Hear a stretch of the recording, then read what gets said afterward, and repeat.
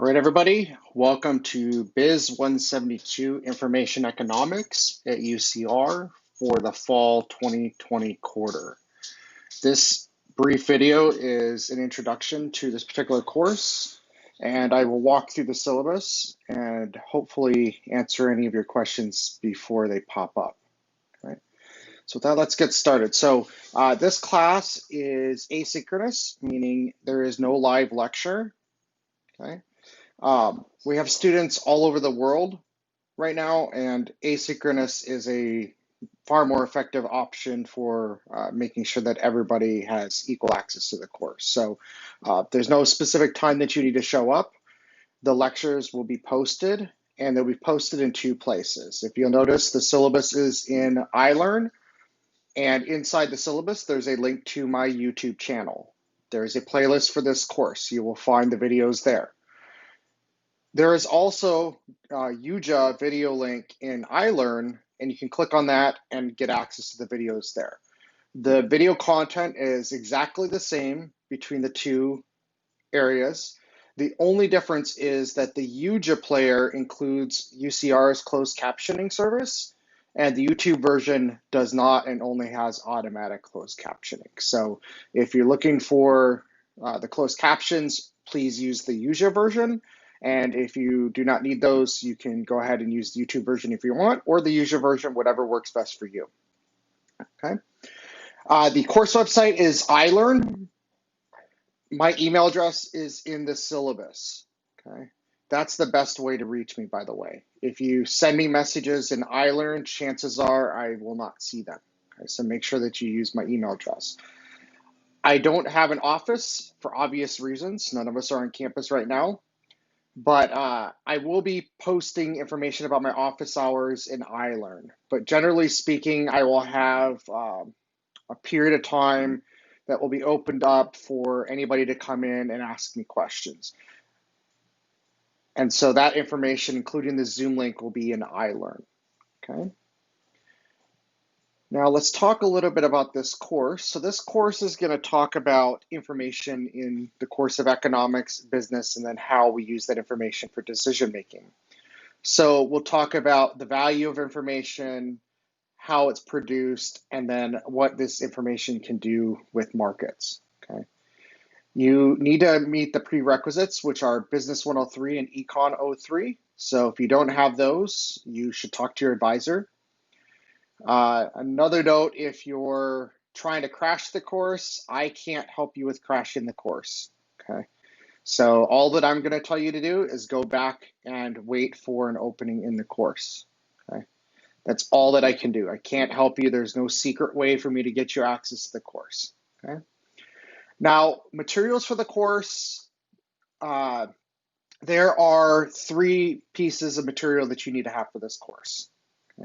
You can get paperback, hardback, ebook. I don't care. It doesn't really matter. Okay. These materials are also available via eReserve through the library. If you have any issues or questions about how to use the eReserves, you need to contact the library and help on the library's website. Okay. The first book is Information Economics. Okay. And this is the actual textbook for the course. That's by Birchler. That's going to be your primary material for the course. Then we have 2 books that you also need to read as part of your homework assignments, okay? The first one is The Economics of Information Technology, an introduction by Varian, and it looks like this book here. Okay, it should look something like that. And the ISBN is in the syllabus.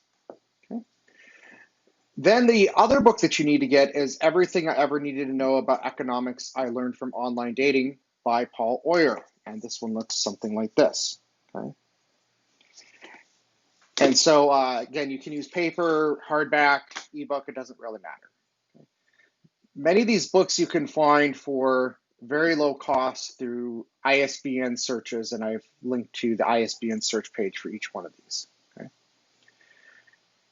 Now, let's move on to the grading policy. So it's very simple in this course in terms of grading, okay? The first thing is we have a case study. That's worth 30% of your grade. The second thing is the homework. That'll be worth 20% of your grade. The third thing is class participation. That will be worth 20% of your grade. And then lastly, we have a final exam, and that will be worth 30% of your grade. Okay, so it's a rough split between writing, exams, and participation. And I'll go into these a little bit more detail below, and then the actual assignment for the case study will be posted in iLearn later on in the course. Okay. I'm going to try to post grades fairly regularly. So if you have a problem with your score, you need to inform me within 1 week from the time that you see the score. Okay. After 1 week from the time that I post the score, I'm not going to review those anymore. Okay. And if you have a dispute, I review the entire assignment, not just the question that you want to dispute. So you could see your score go up, down, or just stay the same. Okay. It's historically been the case that scores go down. Okay, so or they stay the same. So I can't think of any examples of scores actually going up when I reviewed the assignment. Okay. And then the last thing is I won't review any scores after December 1st, okay? So all assignments in this course are going to be due by 11 p.m. Pacific on the day that's in the schedule that's in the syllabus, okay? And you'll find the dates in iLearn as well. The case study, so that's going to be due in week 10, okay? And I will post the details in iLearn soon. This is going to require that you have at least 2,500 words. I'm using words as opposed to page limit, okay? So make sure you count the words, not the pages. Okay? It needs to be double spaced, and you need to use a readable 12-point font. If you use something that I cannot read, it's just not legible, you'll get an F on it, okay? So make sure you use some sort of font that's readable. Okay? I don't really care what font you use, by the way, just make sure it's legible. Okay? You need to use college level grammar, and you can use your choice of AP or MLA, okay? So I don't care which one you use this quarter, but you need to pick one of those two formats and follow it, all right? If you borrow ideas from others, whether you quote or paraphrase, you always must use proper citations. If you don't do this, you'll get an F on the assignment, and you'll get an academic integrity report filed with Office of Student Conduct. So there is no excuse for that. You need to read the university policy, and I have it at the bottom of the syllabus here, okay? So make sure you understand the policy. It doesn't matter whether it's acceptable in other countries. It doesn't matter if it's acceptable with other professors. It is unacceptable at UCR, period. Okay, so you need to make sure that if you borrow any ideas, you are quoting them and using proper citations and also references page, okay? Homework, there are 2 required homework assignments. These are going to be due roughly in weeks 5 and 11. The first one will be a book summary of the economics of information technology. And the second will be a book summary of everything I needed to know about economics I learned from online dating. Okay? The format of the homework will be a slide presentation. So each book summary should be no more than 15 slides that summarizes the book in the context of information economics. Now, very importantly, you must export this in either Microsoft PowerPoint or PDF format. If you send me a Google Slides presentation, Apple Keynote, OpenOffice, or some other format, you're going to get a 0 for not following directions, okay? So make sure you do that. I don't want to be chasing around 85 plus students to make sure that you gave me permissions on Google Slides, okay? That's unreasonable. So make sure you use one of the formats that I've posted there. Class participation, obviously this is going to be a little bit different than it would be if we were in the classroom. So there are going to be 4 required discussions. Each is going to be worth 5% of your grade. And these are going to be due in the even number weeks of 2, 4, 6, and 8. Should be pretty easy for you to remember. You're going to write an original post, a minimum of 150 words, and you have to respond to at least 2 classmates. And those posts have to have a minimum of 50 words in your response, okay? If you do not do all 3 of those, you won't get any credit. iLearn will not even submit it for grading, okay? So you have to make sure that you do a post, and you do post to 2 of your peers, okay? If you do not do that and it doesn't get submitted, you get a 0, okay? There are no makeups for discussions. and I don't allow you to submit those late. Once they close, they're closed and you don't get a grade. So it's very important that you keep up. Don't procrastinate. That's not going to serve you well in life in general.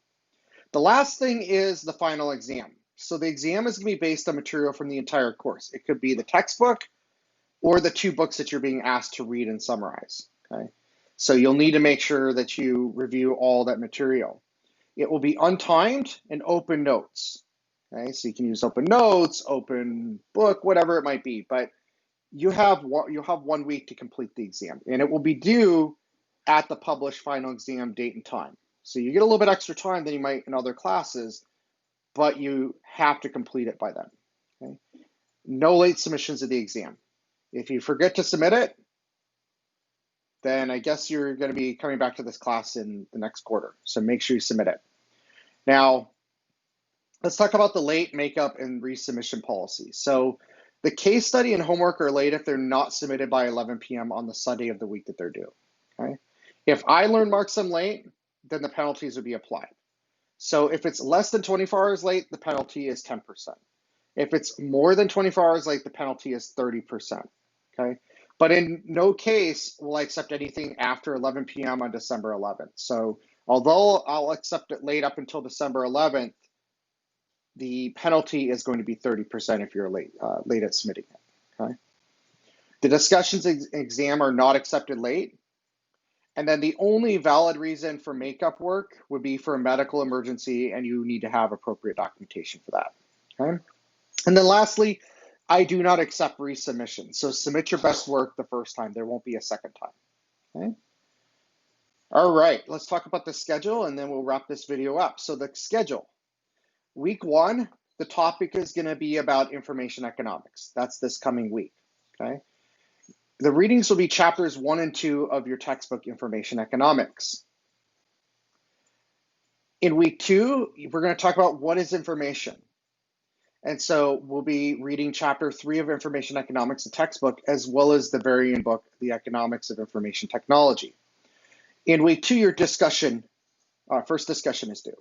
Okay? In week 3, we'll talk about the value of information and an optimal amount of information. And so the readings will be chapters 4 and 5 in the textbook. In week 4, we'll talk about the production of information. Your reading will be chapter 6 of the textbook. You will also have your second discussion due. In week 5, we will do pricing, knowing facts, or reading thoughts. And that will be chapters 7 and 8 of the textbook, and your first homework assignment will be due. Okay? In week 6, we'll do coordination problems and learning and cascades. And that will be chapters 9 and 10 of the textbook, and discussion 3 will be due. In week 7, we'll do winner's curse, information and selection, and chapters 12 and 13 of the book. Your discussion 4 will be due. And then in week 9, we'll do optimal contracts and revelation principle. That will be chapters 14 and 15 in the book, textbook, I mean, and then also the everything I ever wanted to know about economics I learned from online dating book. Okay. And then week 10, creating incentives, we'll do chapter 16 of the book, and case study will be due on the week 10. And then week 11 will be economics of self-knowledge. That will be homework number 2 is due.